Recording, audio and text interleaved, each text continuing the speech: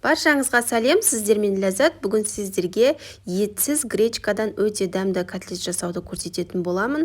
Тура ет сияқты өте дәмді әрі осындай әдемі болып шығатын болады. Міндетті түрде видеоның соңына дейін қарап, каналға тіркелуді ұмытпаңыздар.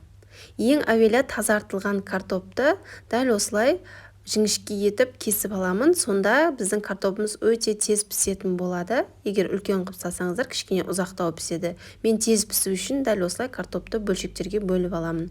Үстінен су құйып отқа қоямыз. Және де осы гречканы да дәл осылай отқа пісіріп аламыз. Міне біздің картопымыз пісті. Егер сіздерде картоп езгіш болса, міндетті езсеңіздер болады. Менде езгіш болмағандықтан дәл осылай миксерлеп пюре жасап алдым. Екеуін бірден ыдысқа салып, сіздер үстінен езгішпен әдемілеп езіп алсаңыздар болады. Енді ыдысымызға гречканы салып алдым. Үстіне жаңағы картопты саламыз. Және де дәміне қарай тұз, бұрыш, дәмдеуіштер салып, жақсылап араластырып аламыз. Осы сәтте жақсылап араластырып, мен гречканы шанышқымен езіп жібердім. Гречкамыз өте жақсы пісуі керек. Және де бір жұмыртқа салып жіберемін. Бұл біздің гречкамызды бір-бірімен біріктіріп, жақсы ұстап тұру үшін бір жұмыртқа қосып жібереміз. Және де қолымызбен дәл осындай котлеттің формаларын жасап, панировочный сухариға немесе ұнға аунатып пісірсеңіздер болады.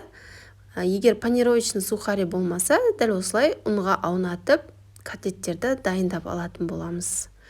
Басқа котлеттерге қарағанда бұл котлетті кішкене жіңішке етіп жасайсыздар. Қолдарыңызбен тым қалың болмау керек. Сонда қытырлақ әрі дәмді болып шығады.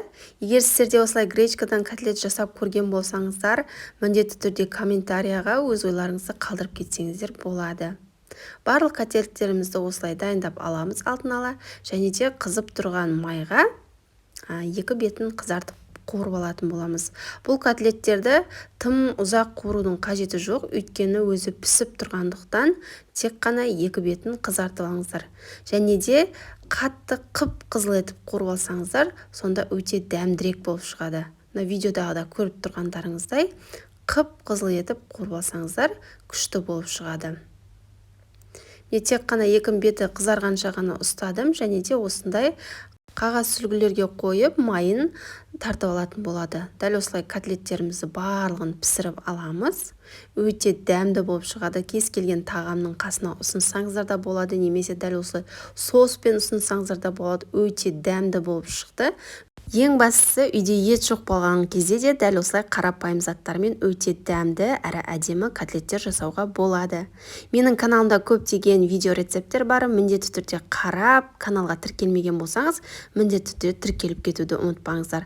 Ал сіздерге видео ұнап жатса, лайк басып пікір қалдыруды ұмытпаңыздар. Назарларыңызға үлкен рахмет.